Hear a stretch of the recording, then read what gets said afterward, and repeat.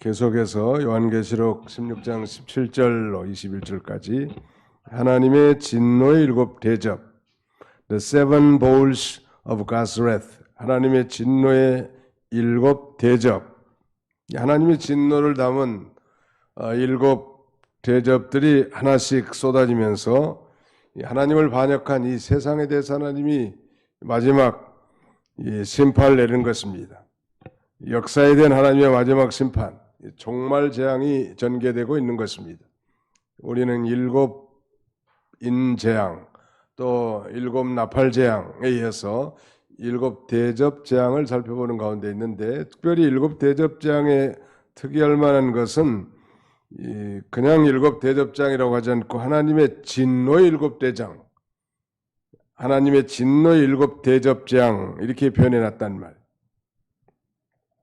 하나님이 마지막에는 이제 진노하시는 건데, 말세에는 하나님의 진노의 심판으로 이제 이 세상에 일곱 대접 재앙을 내리게 되어 있는데, 일곱이 대접 재앙은 마지막 재앙이고, 이 재앙은 하나님의 진노의 말하자면 재앙입니다. 오늘 우리 인생들은 다, 하나님을 떠난 모든 인생들은 다 진노 아래에 있는 인생들이, 아담의 죄값으로 말미암아 그 후손으로 태어나서 그 원죄와 자범죄로 말미암아 하나님의 진노 아래에 있는 인생들인데, 그래서 우리가 피할 수 없는 게 세 가지가 있다고 그랬죠. 첫째는 우리는 죽음을 피할 수 없고, 두 번째는 심판을 피할 수 없을 뿐만 아니라 마지막 세 번째는 예수 그리스도의 재림을 피할 수 없다고 했습니다. 그렇다면 피할 수 없는 인생이라면 해결책은 무엇인가? 바로 예수를 자신의 구주로 믿고 또 하나님의 말씀대로, 하나님의 뜻대로 사는 것이겠죠.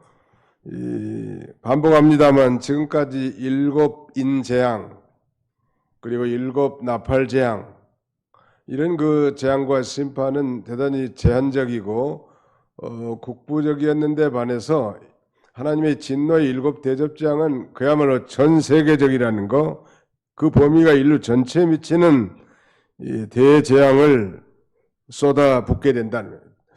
우리가 한번 상상해 보면, 옛날에 극악한 죄를 범했을 때 사형죄를 범하면 사형을 언도하는데,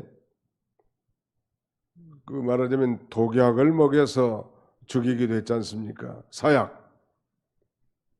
그럼 대접에 그 사약을 담아가지고 그 죄수에게 먹이게 하는 형벌이에요. 그 대접이 완전히 다 쏟아질 때까지 그걸 먹고 이제 사형을 당하게 된 것처럼, 이 대접에 있는 그 내용물이 완전히 쏟아져 버린 것처럼 이제 더 이상 심판이 필요 없을 만큼 마지막 재앙을 하나님이 내리시게 된다는 거. 그 일곱 대접장이 아낌없이 다 쏟아 붓는 재앙, 가장 무서운 재앙이겠죠. 우리는 이 16장을 3시간에 걸쳐서 살펴본 바 있습니다.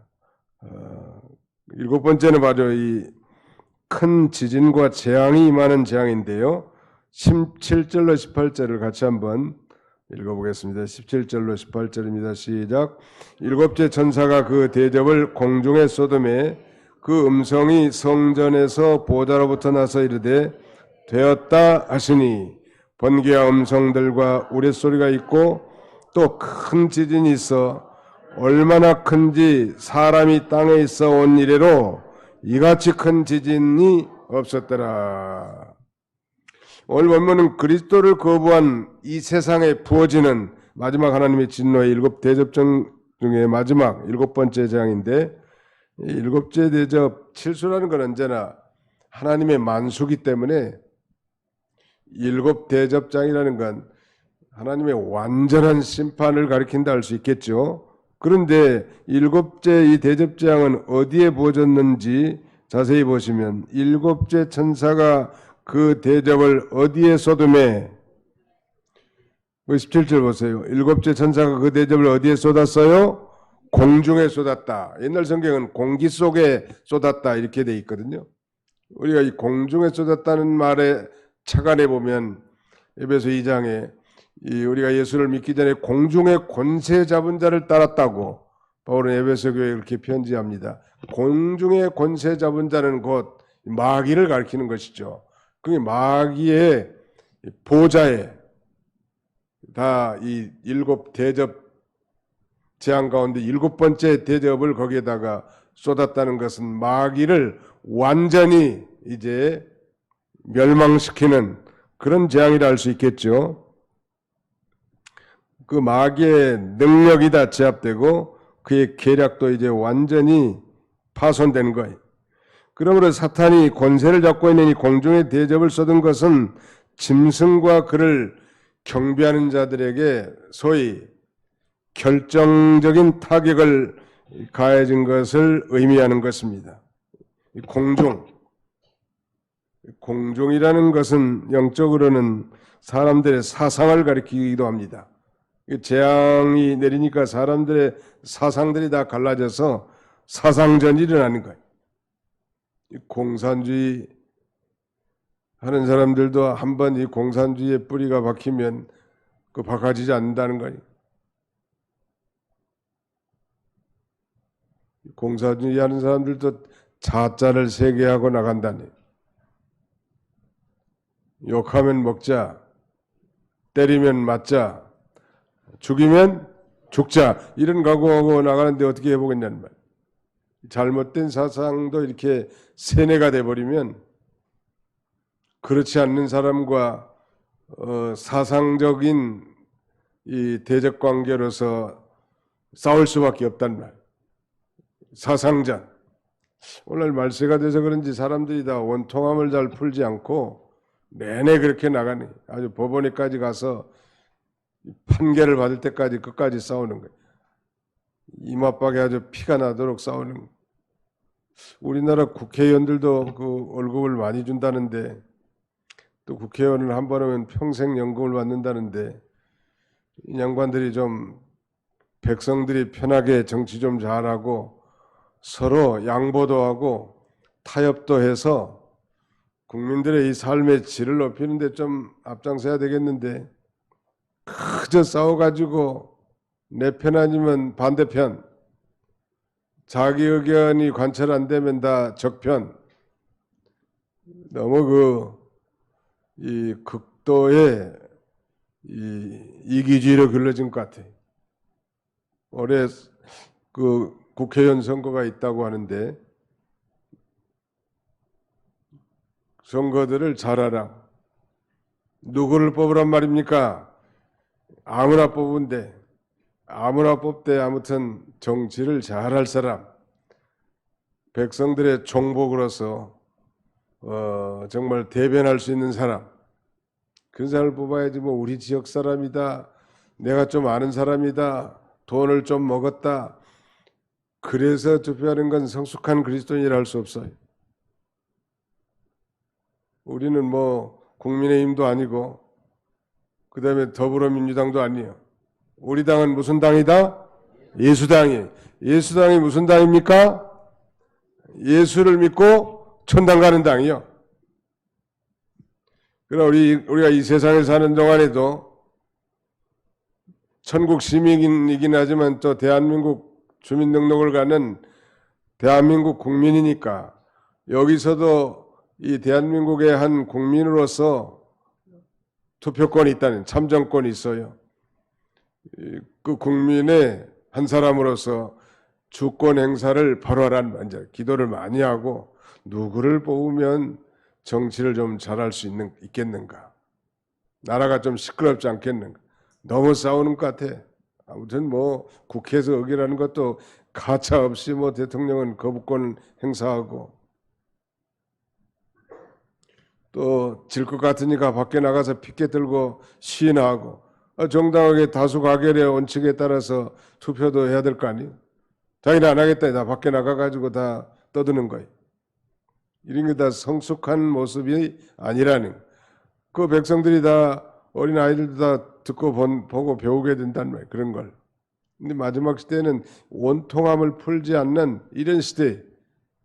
우리 예수 믿는 사람들은 아무튼 자기가 좀 잘못한 게 없어도 잘못했다고, 미안하다고, 죄송하다고 그렇게 먼저 사과할 수 있는 사람이 돼야 합니다. 그게 예수 믿는 사람도 아닐까요? 예수 믿는다고 하면서도 양보는 추호도 안 하고 싸우려고 하고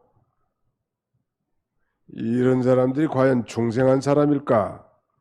뭐 그런 사람도 있겠지만 예수님의 마음을 품지 않은 것은 분명하단 말. 예수님은 자신이 그 빌라도 앞에서 불의한 재판을 받았고 조롱과 채찍, 비난과 모욕, 뺨맞음, 침뱉음 다 당했단 말. 그래도 묵묵히 자신에게 맡겨진 이 구속 성취의 사명을 위하여 십자가를 지고 저 십자가 위에서 못 박혀 죽으셨고 십자가에 죽기 전 7마디 가운데 그 첫 마디가 주여 저들의 죄를 용서하여 주옵소서. 자기가 하는 일을 알지 못함이니다 하고 자기를 죽이는 원수들의 죄를 용서해 달라고 제일 먼저 입도 떨어지지 않는 그런 가운데서도 하나님 앞에 기도한 거예요. 요새 크리스찬들이 우리 교회는 그렇진 않지만 잘 용서 잘 안 하려고 자존심은 뭐 하늘을 찌를 정도로 강하고 좀 자존심 좀 내려놓으면 얼마나 좋냐는 말이에요. 저도 잘 못하지만 제가 어려서부터 저희 어머니 박권사님한테 들은 교훈 중에 하나는 지는 것이 이기는 것이다. 이걸 귀가 아프도록 듣고 살았어요. 좀 진다고 뭐 자존심이 구해질까요?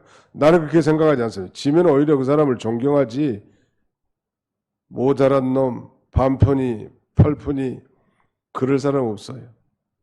부부간에도 마찬가지고 교인들 간에도 마찬가지고 자존심 내세워가지고 뭐 한 번 건드려 놓으면 죽여 살려 하면서 법원에까지 끌고 간다면 그 예수 믿는 사람이라고 할 수 없어요. 한번 잡자. 죄송합니다. 잘못했습니다. 용서해 주십시오. 네, 일본 사람들은 스치기 말해서 스미마센 하면서 벌벌 떨어. 자기가 다른 사람에게 그 해를 꼬지 않은 줄 알고. 미국 사람들은 I am sorry, 미안합니다. 잘못했다는데 거기다 침을 뱉겠습니까? 아무튼 이 마지막에는 이 사상이 다 삐딱하게 돼가지고 자기 편 아니면 뭐 개 편 아니면 가제 편이라는 말이 있는데 아무튼 자기하고 생각이 다른 사람은 다 적으로 생각하고 조금 원한 맺힌 것에 대해서 풀려고 생각하지 않고 문제는 뭐 세상 사람들이야 그러려니 하겠지만은 예수를 믿고 정말 중생한 크리스찬이고 그 안에 성령님이 계시다면 그 성령님의 음성에 귀를 기울이고 잠깐은 우리가 육신의 부패성이 있으니까 실수도 하고 허물진 행동도 할 수 있겠지만 계속 그렇게 간다는 건 있을 수 없는 일이에요. 이 사람은 거듭나지 못했던지 아니면은 아예 육에 속한 신자이기 때문에 그 하나님이 기뻐하지 않습니다. 기도하면 다 책임은 전부 자기에게 있는 거예요, 사실은. 다 나 때문인 걸 알면 돼, 언제나. 모든 일은 누구 때문이에요? 내 자신 때문이라고. 내 탓이고. 기도하지 않은 사람은 항상 상대방만 손가락질합니다. 기도를 많이 한 사람은 항상 자기 책임이야. 내가 좀 잘했으면 얼마나 좋겠나. 가정에서도 그런 가정은 소망이 있어. 아버지든 어머니든 자녀든 내가 좀 더 세심하게 살폈으면 좋을 뻔했구나. 아이고 내가 좀 더 사려 깊지 못했구나. 아이고 제가 좀 조심스럽게 행동하지 못했습니다. 이런 가정은 소망이 있잖아요. 어쩌다가 자꾸 다 비난하고 책임 전가하고 옳지 않은 거예요. 이 사상이 마귀가 이 사상을 다 삐딱하게 만들어 가지고 극단으로 나가게 하고 아마 마지막에는 전 세계가 양분될 것 같습니다. 민주 진영의 세계하고 그다음에는 권위주의, 공산주의를 포함한 권위주의 세력과 양분돼서 아마 아마겟돈의 집합을 하든지 대전쟁, 인류의 최후의 전쟁이 아마 벌어질 것 같고 이 전쟁은 그야말로 핵전쟁이 될 가능성이 많아요. 우리가 이런 이 마지막에 7 대접 재앙이 있는 줄 알고 우리가 이미 다 배운 대로 항상 깨어서 기도하고 또 자신의 옷을 지키고 그렇게 살라는 말이에요. 거기 한번 읽어볼까요? 15절 요절입니다. 16장에서 15절 시작. 보라 내가 도둑같이 오리니 누구든지 깨어 자기 옷을 지켜 벌거벗고 다니지 아니하며 자기의 부끄러움을 보이지 아니하는 자는 복이 있도다. 이런 사람이 복이 있는 거예요. 누구든지 깨어 자기 옷을 지켜. 깨어 있다는 건 항상 stay awake, 항상 깨어 있으라는 말. 육신의 죄 있는 본성을 따라 살지 말고 영으로 살고 성령의 인도와 주장을 받아 살라는 말. 항상 옷은 행위를 가리키니까 항상 예수 그리스도의 거룩한 성품을 따라 거룩한 삶을 살라는 거예요. 그리고 자기의 부끄러움을 보이지 않는 자가 복이 있도다. 부끄러운 일, 쟁투와 시기, 술 취함과 방탕함, 음란과 호색, 이게 다 부끄러운 일 아니야. 거룩하고 의롭고 진실한 삶, 이런 삶을 살라는 거예요. 큰 음성이 성전에서 보좌로부터 나서 이르되 되었다. 17절에 A loud voice came out of the temple of heaven from throne. 보좌로부터 하늘 성전에서 큰 목소리가 음성이 나왔는데 뭐라고 말했는가 하면 It is done. 되었다. 여기 되었다라는 헬라말 게노겐이란 말은 게노겐, 이 말은 성취하다, 완성하다 그런 뜻. 7번째 대접장을 쏟음으로 이제 하나님의 진노의 심판의 완성을 가리키는 거예요. 이제 되었다. 마치 예수님께서 가상칠언 십자가에 달리셔서 하신 7마디 가운데 이 6번째 다 이루었다. It is finished. 테텔레스타이. It is finished. 다 이루었다 하신 거 보면 예수님이 이 땅에 오신 게 뭘 이루러 오신 거예요. 구속을 성취하러 오신 거예요. 택한 백성들의 죄를 짊어지시고 구원을 성취하러 오신 분이죠. 이와 같이 여기도 이제 마지막 재앙 7 대접 가운데 7번째 대접이 쏟아지니까 이제 됐다. 경상도 가니까 되심도 그러더라고. 되심도 이 말이 됐다 이 말이에요.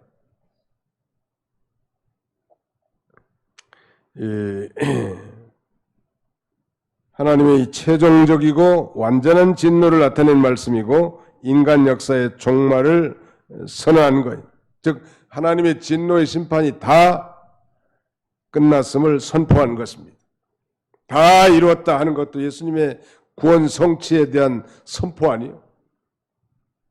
그러므로 그 예수 그리스도를 믿는 자라면 다 일어났으니까 의롭다 칭함을 받고 하나님의 존귀한 자녀로 살아갈 수 있는 것입니다. 번개와 음성들과 18절 번개와 음성들과 우레소리가 있고 또 큰 지진이 있어 얼마나 큰지 사람이 땅에 있어 온 이래로 이같이 큰 지진이 없었더라. 하나님의 대심판이 나타날 걸 가리킨 번개 한번 상상해 보세요.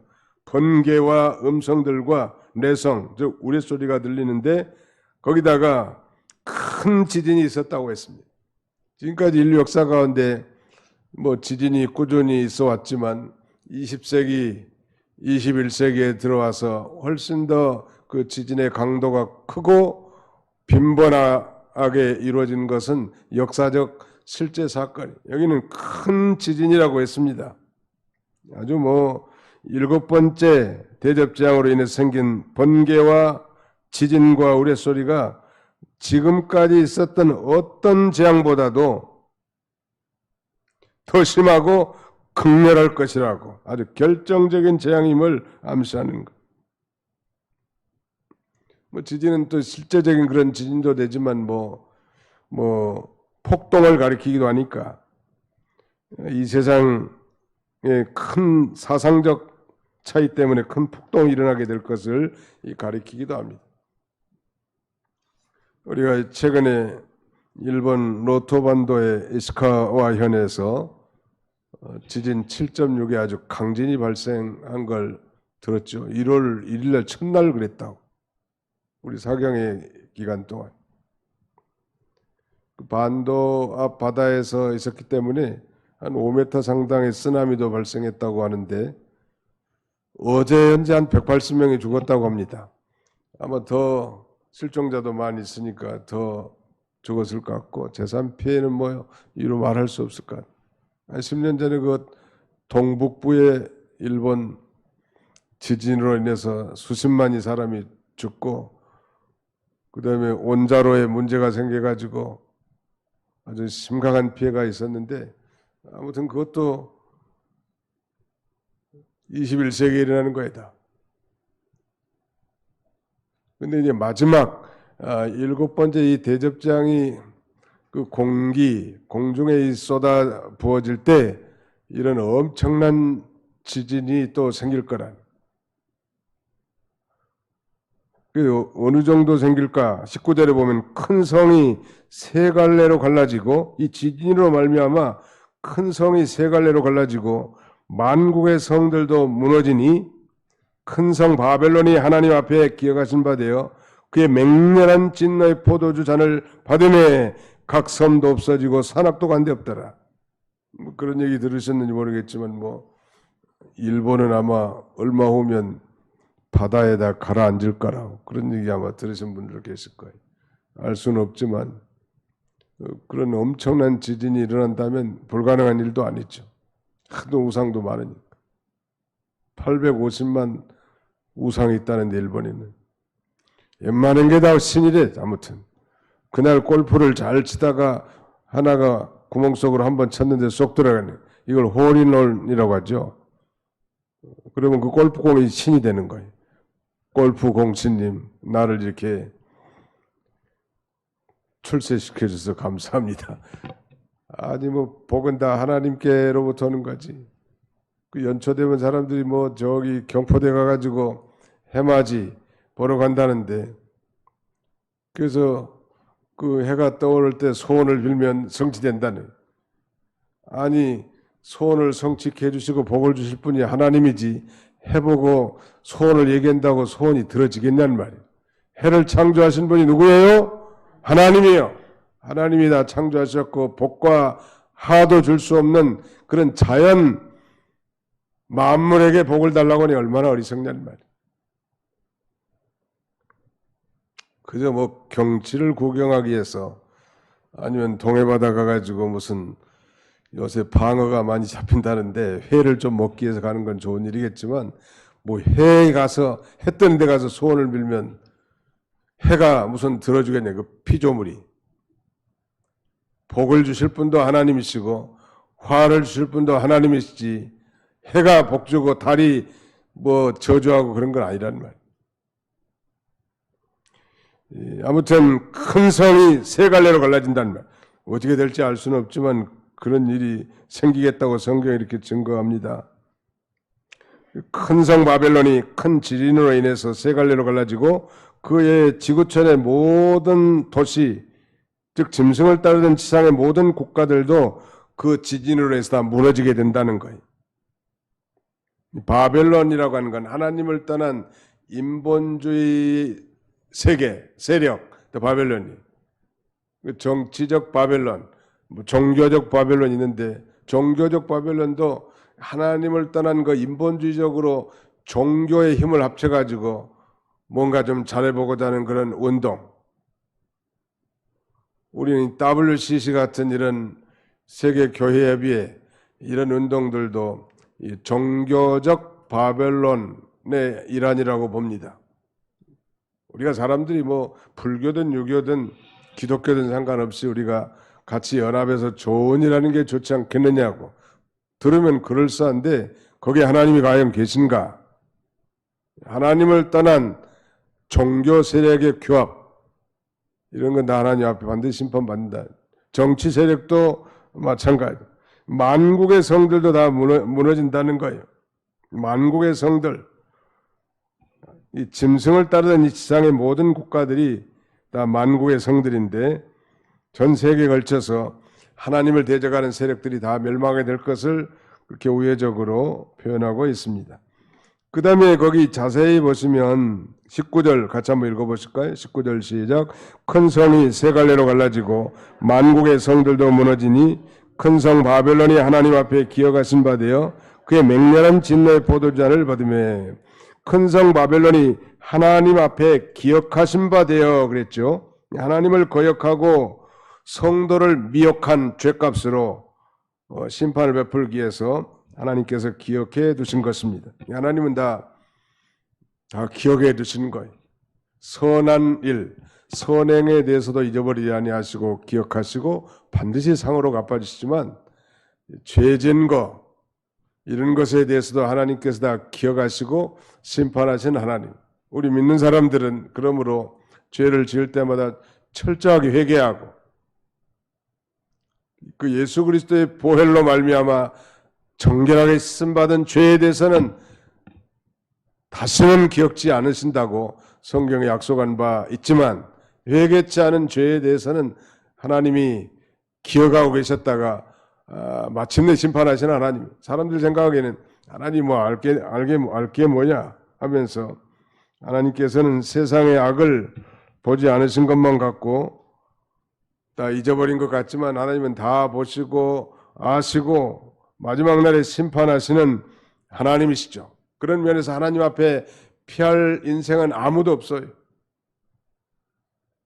우리가 피할 수 있는 유일한 길은 주님 앞에 나와 철저하게 회개하고 하나님 앞에 바로 사는 것이라고 할 수 있겠습니다. 한국에서 죄짓고 뭐 일본으로 도망갔다. 뭐 일시적으로 피할 수 있지만 하나님을 피할 수 있겠냐는 온 천지에 충만하신 하나님 앞에 피하는 유일한 길은 회개하는 것. 철저하게 회개하고 하나님 앞에 바로 사는 길이 참된 피난처란. 그때 각성도 없어지고 산악도 간데 없더라 그랬습니다. 옛날 그 여섯째인을 뗄 때에도 각산과 섬이 제자리를 옮겼다는 말. 여러분 그 지진이라든지 이렇게 한번 일어나면 무슨 뭐 틀이 조금씩 움직인다는 그런 뉴스를 들으셨을 거예요. 마지막 7 대접장이 이 공중에 쏟아질 때 그때는 이 바벨론이 세 갈래로 갈라진다고 했는데 아마 그때는 각 섬이라든지 산악이 다 사라진다. 온데간데 없이 사라진다. 앞으로 그러니까 이 지구촌이 어떻게 될는지 참으로 안타까울 거 아니에요.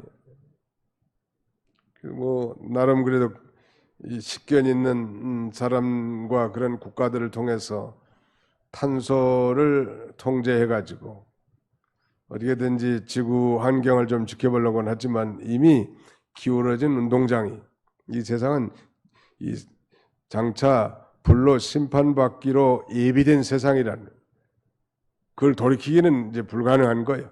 다만 조금 뭐 시간을 좀 연장시킬 수는 있겠죠. 그러나 지금은 뭐 우리가 피부로 느끼는 것처럼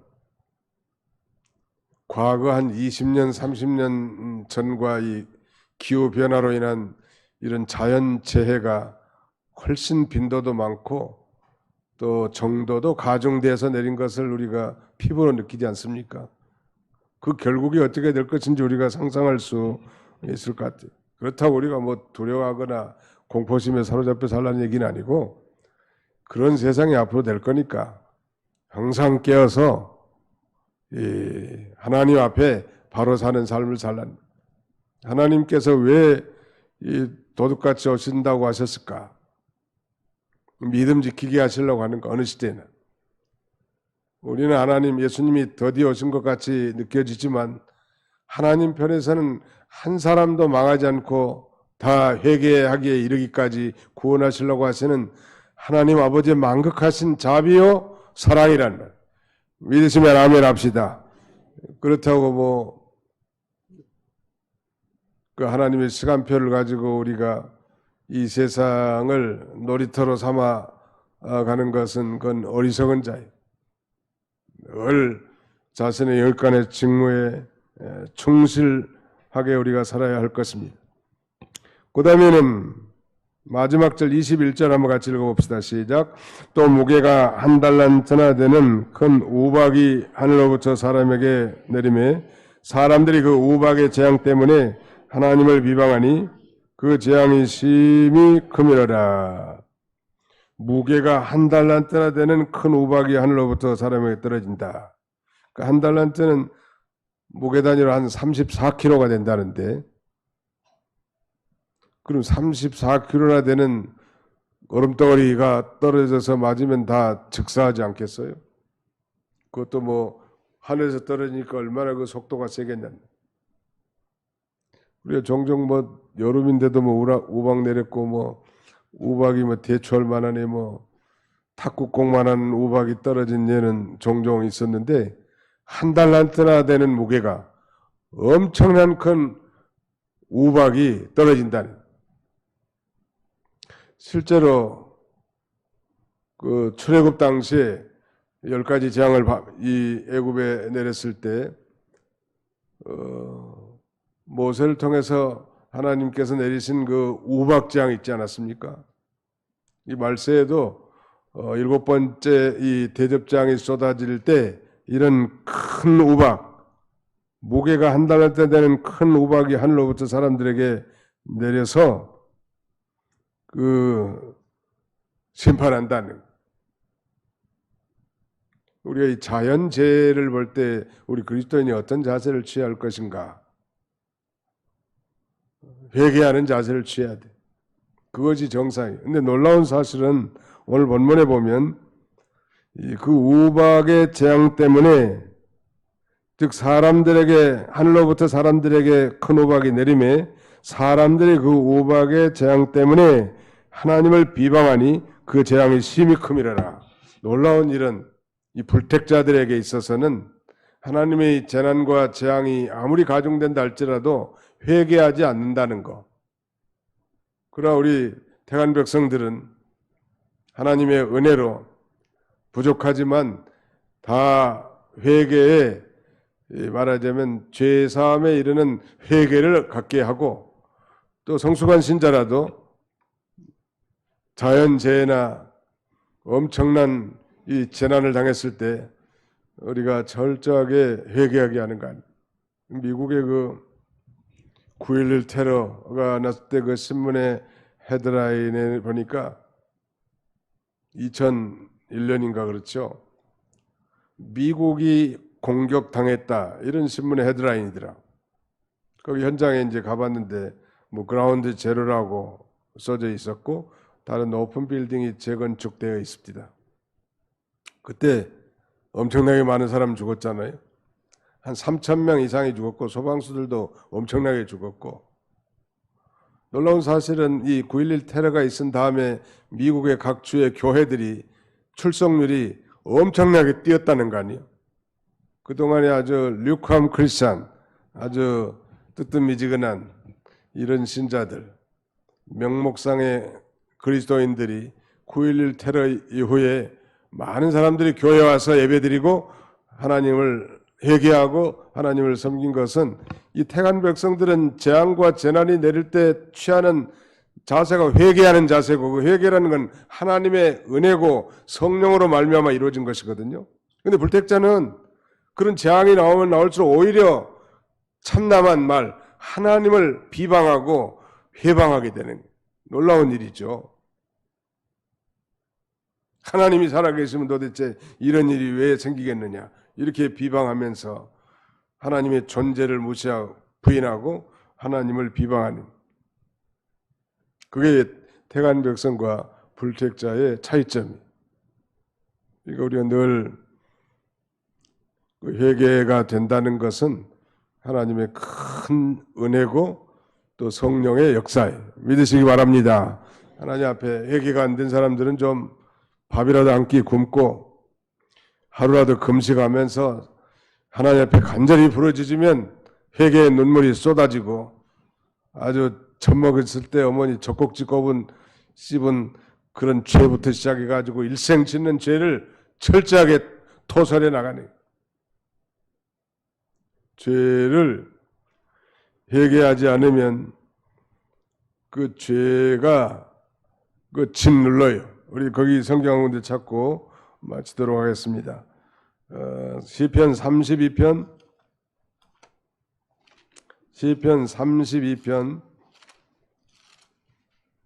3절로 4절 같이 한번 찾아서 읽어보겠습니다.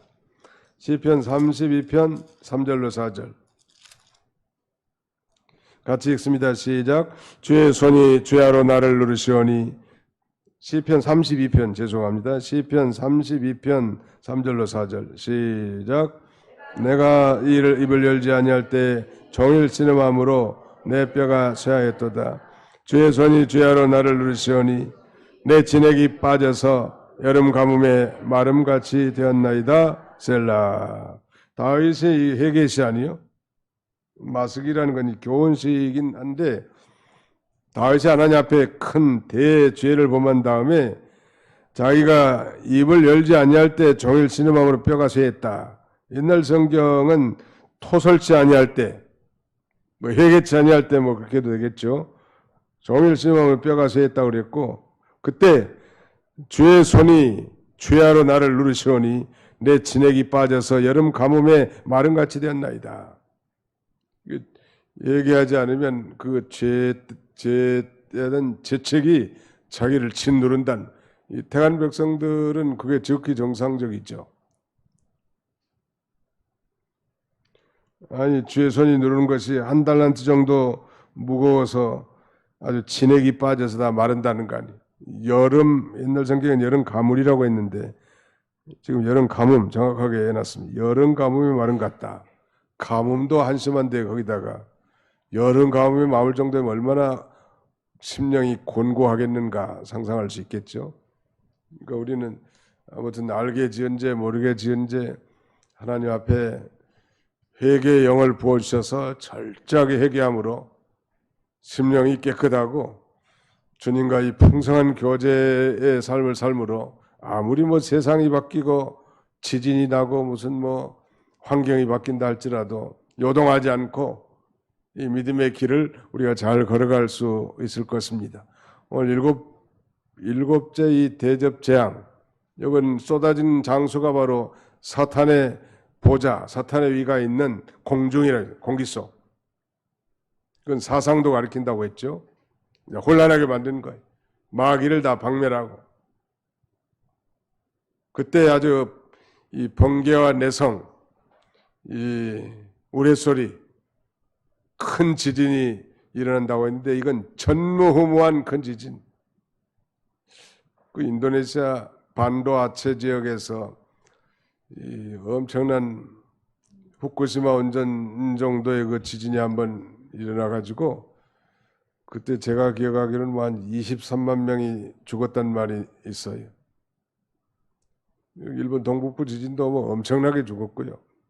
아마 그보다도 더 엄청난 이 지진이 일어나서 이 큰 성 바벨론이 세 갈래로 갈라지고 각 섬과 산악들이 다 사라지는 그런 역사가 이제 마지막 7번째 대접이 쏟아질 때 이 지상에 나타날 재앙이 우리는 이런 엄연한 사실을 기억하고 그렇다고 공포심과 두려움에 살라는 얘기가 아니고 더욱 깨어서 영으로 살고 성령의 인도와 주장을 받아 하나님의 말씀을 굳게 믿고 어떤 환경에도 요동하지 않고 믿음으로 승리하는 우리 모든 성도님들이 다 되시기를 주님의 이름으로 축원합니다.